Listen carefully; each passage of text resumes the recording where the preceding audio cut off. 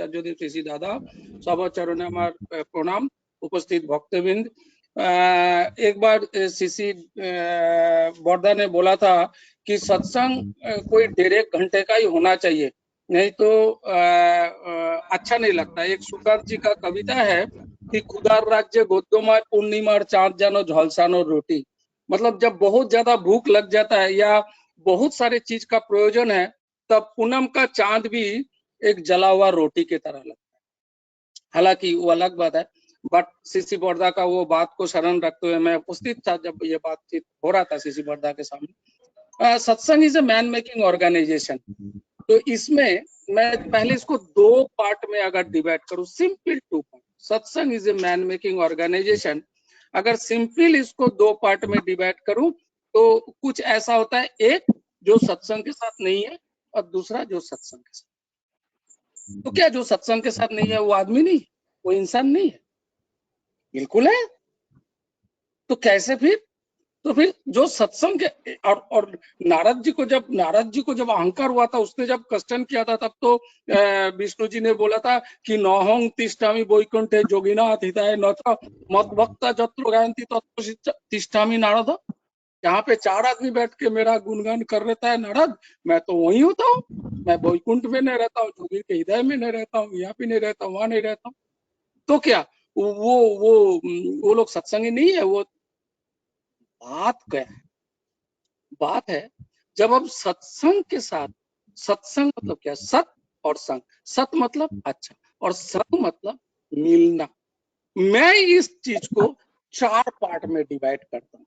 तो before I going to that very part, what I tell is Satsang और सत और संग।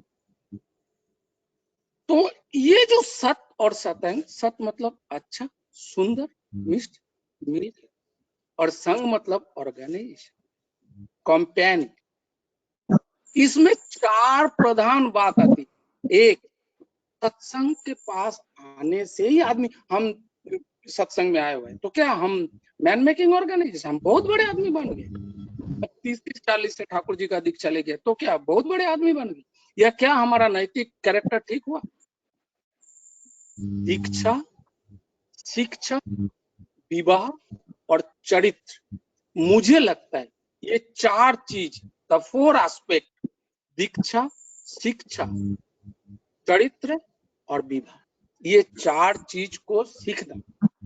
और 5वां चीज, ये सबको फुलफिलमेंट करेंगे जब ये हम उस आचार्यों को इसमें साथ लेके चलेंगे जो आज तक किसी पुरुषोत्तम ने ये परिधान देके नहीं है। हम सब जानते हैं इसके बारे में, दीक्षा के बारे में लॉट ऑफ डिस्कशन हो चुके हैं, बहुत कुछ हो चुका है, बहुत डिस्कशन हो चुका है।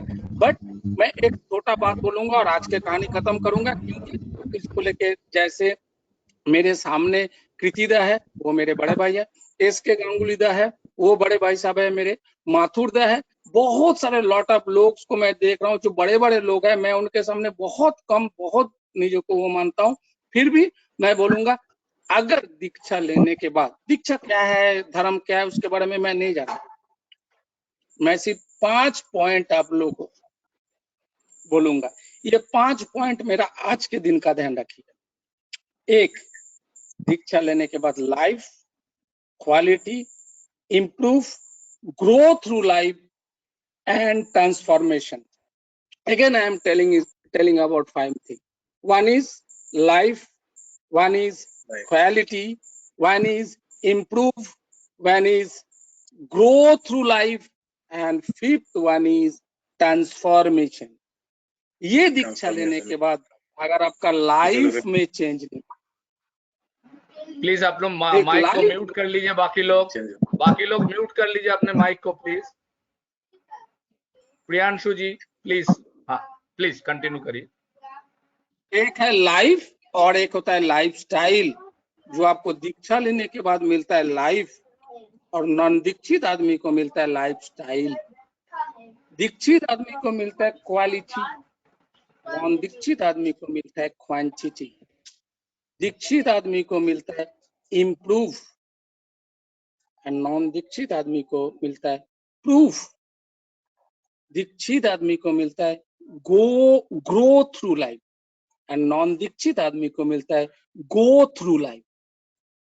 जो दीक्षित आदमी होता है उनको मिलता है transformation, how to join with him with inner conscious, and non दीक्षित आदमी को मिलता है information. There is a lot of information, Google, ये वो, किताब कॉपी कितना भी पढ़ लीजिए।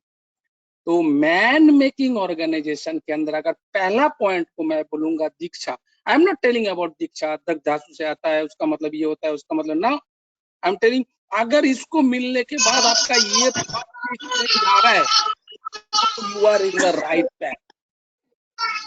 एक बात बोलूंगा खाली कि एक बार विवेकानंद कहते हैं कि when money lost nothing lost, when health lost something lost, when character lost everything lost। ये जो दीक्षा, विवाह, शिक्षा, चरित्र, ये इतना इंटर कोरिलेटेड है। इस चार चीज को जब तक हम समझेंगे नहीं ढंग से, तब तक मैन मेकिंग ऑर्गेनाइजेशन क्या है और क्या सीसी ठाकुर अनुकूल चंद्र बुलाए उसके बारे में समझने के लिए टाइम है। मैं आज एक छोटा कहानी के साथ इसको खत्म करूंगा। और ये जो मैंने 4 पॉइंट बोला था, दीक्षा, विवाह, शिक्षा, चरित्र, ये मैंने कल अपना भाभी को प्रॉमिस किया था, इसलिए सिर्फ ये कहानी आज बोल रहा हूँ कि एक बार सीसी ठाकुर जी को बोला गया था कि ठाकुर जी बहुत लोग हैं, अगर हम बड़े बड़े लोगों का स्पाम या शुक्राणु या डिम्बाणु को एकत्र कर देता है तो बहुत अच्छा आदमी बना सकते हैं।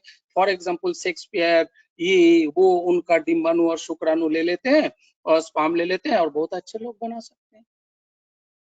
सीसी ठाकुर जी के इस उत्तर में था कि बेटा ऑक्सीजन और हाइड्रोजन मिलाने से पानी तो होता है, ये तो आप लोग सबको पता है कि hydrogen H2O, 2 hydrogen plus 1 oxygen is equal to water, ये तो आपको पता है।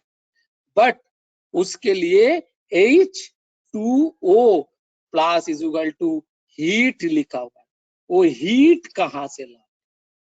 वो हीट होता है जो खेत होता है, वो हीट होता है जो मादर के अंदर रहता है, वो मादर होता है जो उस कॉन्सेप्ट से बड़ा होता है, उस चलन से 7 साल की उम्र से वो चरित्र तैयार होता है। Lot of discussion of there, कैसे वो तैयार होगा, तब जाके एक man making organization according to सीसी ठाकुर अनुकूल चंद्र होगा। दीक्षा लेने से ही मैं कोई मैन नहीं बन जाऊंगा, 30-30 साल लगे रहने से भी नहीं बन जाऊंगा। धरो करो हाउ पाओ, धरो करो हाउ पाओ, धरो करो बनो पाओ। ये धरना है, करना है, पाना है, बनना है, फिर पाना है। जय गुरु। कल और अच्छी तरह से डिस्कशन होगी, lot of times has cost. जय गुरु, वंदे पुरुषोत्तम।